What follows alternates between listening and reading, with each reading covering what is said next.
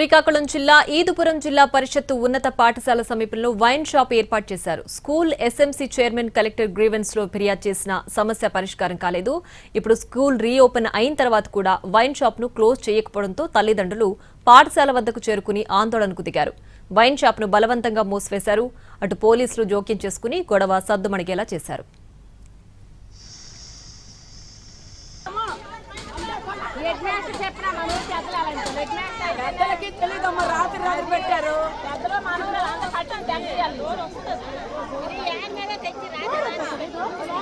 లోపల